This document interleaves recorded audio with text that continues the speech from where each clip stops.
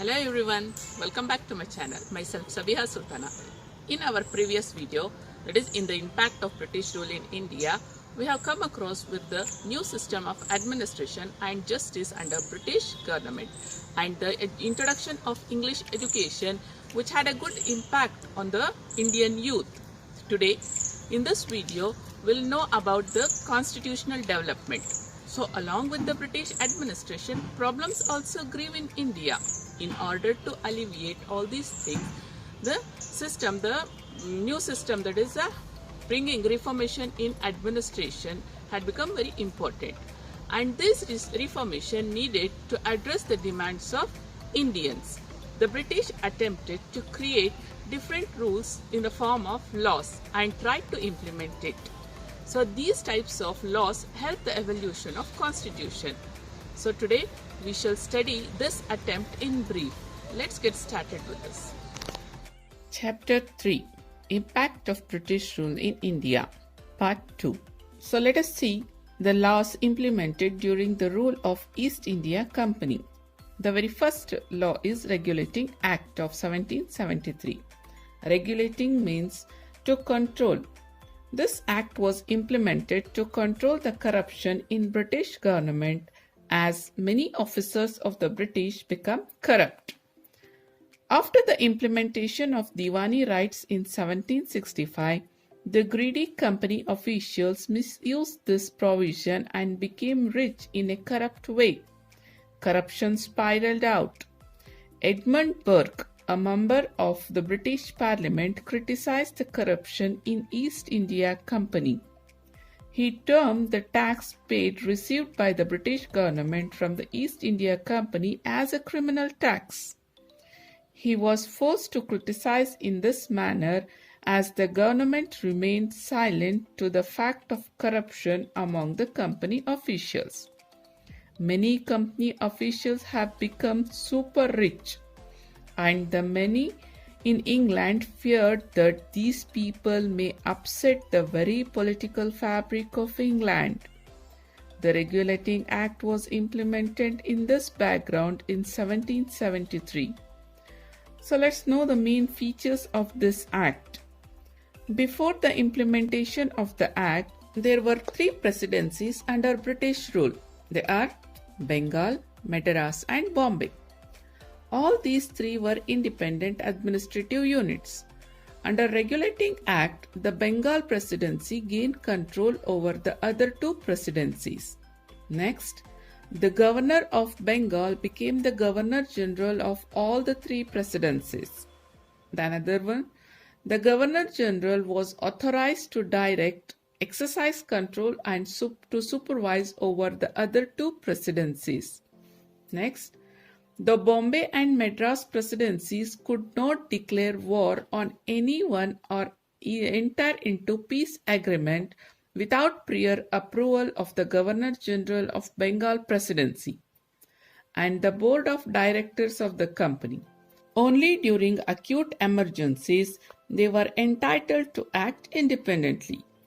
And another one, according to this act, Supreme Court of Judicature was established in Calcutta. In this central court, one Chief Justice and three ordinary judges were there. So like this, as the name of Regulating Act suggests, the act was aimed at regulating the company affairs and its administration in India. After this, the another act, that is Pitt's India Act of 1784. There were many inconsistencies in the Regulating Act of 1773. In order to rectify them, also to clearly outline the power of the East India Company and the British government, Pitt's India Act was implemented. The government of England restricted the power of the East India Company. A new institution named Board of Controllers, consisting of 6 commissioners, was started. The Board of Controllers replaced the Board of Directors. This board had power to direct and control the issues related to land taxes, military and civil areas. The Board of Control came into existence in the place of Board of Directors. This act declared that the Indians have attained their paramount power in the name of British Empire only, but not on their own, and curtailed the political rights of Indians conclusively. It declared that the areas under the possessions of East India Company are the integral part of the British Empire. Hence, the government of England is the ultimate ruler of India. So, like this, with the Pitt's India Act, maximum part of the rule came under the control of British government. Now, the very important acts, that is Charter Act. The main aim of Charter Acts was to renew the license of the East India Company. The Charter Act of 1793, 1813, 1833 and 1853 were implemented to achieve this aim. As and when the charters were implemented once in 20 years. The new rules and regulations found fit by the British government was included in these acts. Among these, the Charter Act of 1813 and 1833 are important for many reasons. So, let's know about the Charter Act of 1813. The very first. This act licensed the East India Company to stay for another 20 years in India. Second, the free trade era started in India. Third, a new era of license and authorization started. Fourth, the Board of Directors were vested with the power to appoint the Governor General and the Commander-in-Chief. Fifth, the churches were allowed to enter India officially. The Christian missionaries were directed to enrich the knowledge of Indians and also enhance the moral and spiritual life of Indians. Many Christian missionaries started arriving in India after this act. The next, expansion of Christianity and English education started taking place.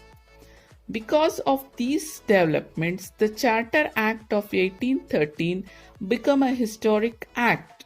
Now, let's know about Charter Act of 1833. This act aimed at improving the Indian situation. It also licensed East India Company to remain in India for another 20 years. The main aspects of this act are: first, the Governor General of Bengal was named as a Governor General of India.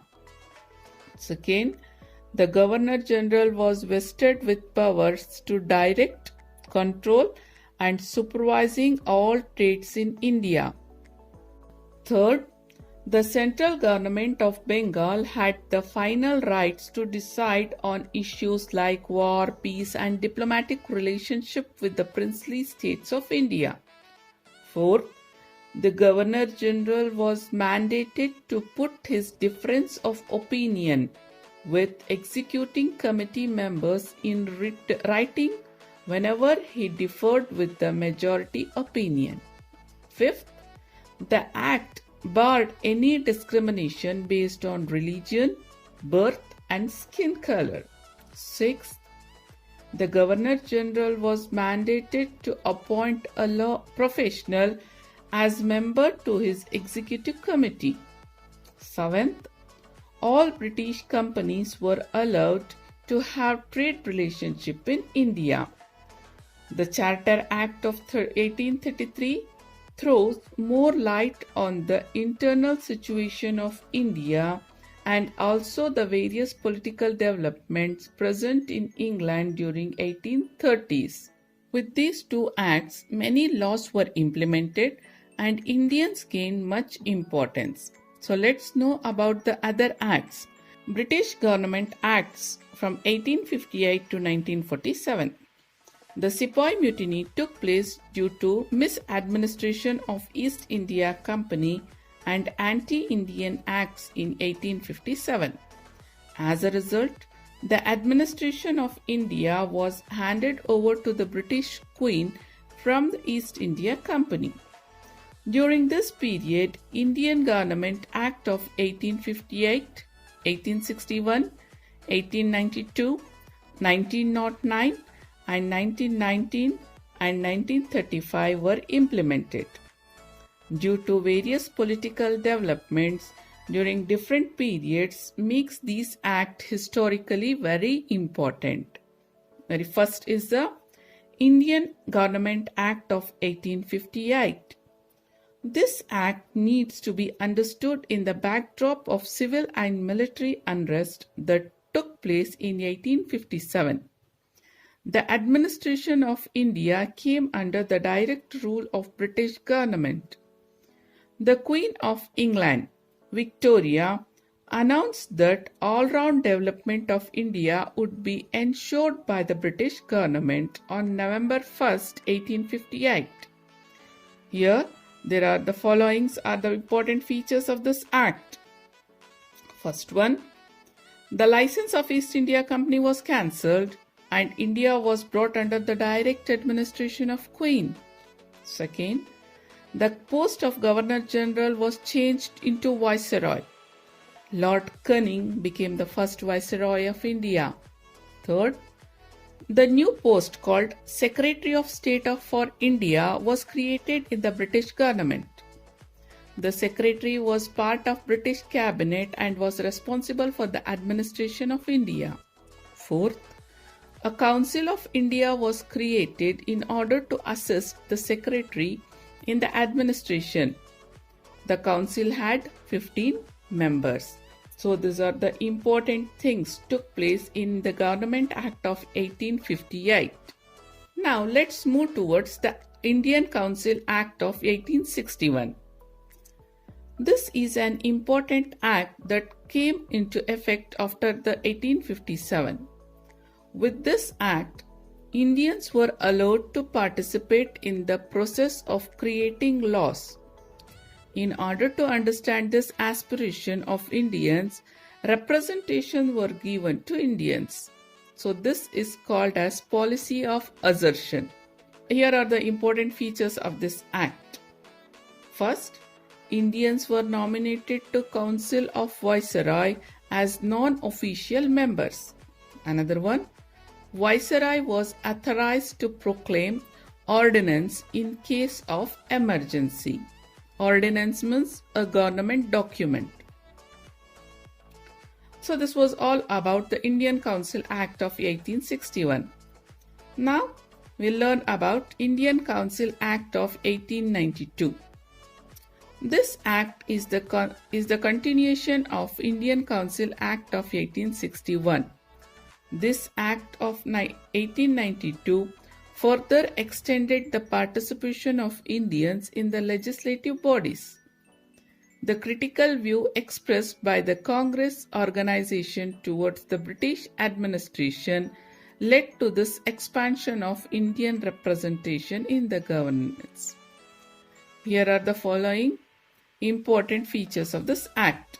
First, the number of additional members in the regional and central legislative bodies was increased. Second, the Legislative Council authority was increased further by allowing discussions on the budget-related issues. Third, provisions were made to question the government on public issues by serving 6 days notice in advance. So this was all about the Indian Council Act of 1892, which provided a much more importance. Now, let's know about the Indian Council Act of 1909. So this act is also called as a Minto-Morley Reformation Act. During the formulation and implementation of this act, Lord Minto was Viceroy of India and Lord Morley was the Secretary of State for India. This act was used to divide and rule India. So the following are the important features of this act. First one, the total number of Central Legislative Council members was increased to 60 from 16. Second, The number of regional council members was also increased. Third, representation of the regional council was allowed through elections for the first time. Fourth, in order to provide separate representation for Muslims, separate electorate college was created. So these are the features of Act of 1909. Let's move towards the Indian Council Act of 1919. Since Indians took active part in the First World War, Lord Montagu, who was the Secretary of State for India, argued in favor of providing more representation to India in the matter of administration. He was in the favor of allowing people's participation in the formation of government gradually. Lord Chelmsford, who was the Viceroy then, declared various reformative measures to the British Parliament on 20th August 1917. The Indian Council Act of 1919 was formulated by accepting this report. So this act is also called as Montagu-Chelmsford's Reformation Act. So the important features of this act. First, act formulated bicameral legislative body like lower house and upper house were formed. Second, diarchy was allowed at regional governments. Third, an High Commissioner was appointed for India. Fourth, promise to improve local self-government. Fifth, provincial budgets was separated from central budget. Sixth, separate electoral college was extended for Muslims. Sixth, Anglo-Indians and Europeans. So this was all about the Indian Council Act of 1919. Let's see about the Indian Government Act of 1935. This act acted as a base for the formation of Indian Constitution. The report submitted in 1928 under the leadership of Motilal Nehru was instrumental in the formation of the Act. Most of the provisions in the Indian Constitution are based on this Act. This Act allowed the formation of fully responsible government by Indians.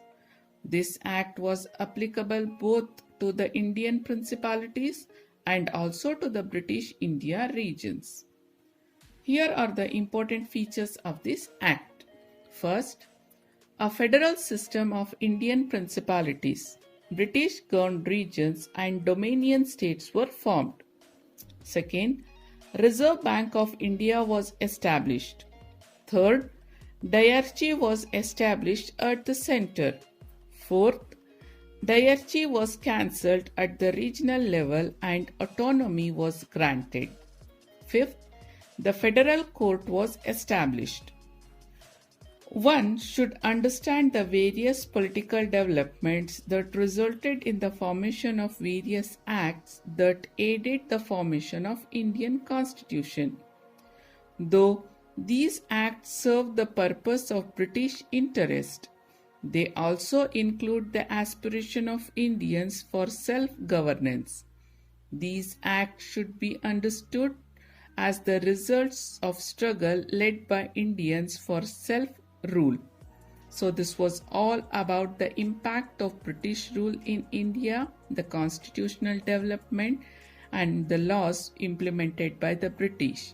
To learn more interesting things like which brought changes in India socially and religiously, stay tuned and keep learning. Thanks for watching.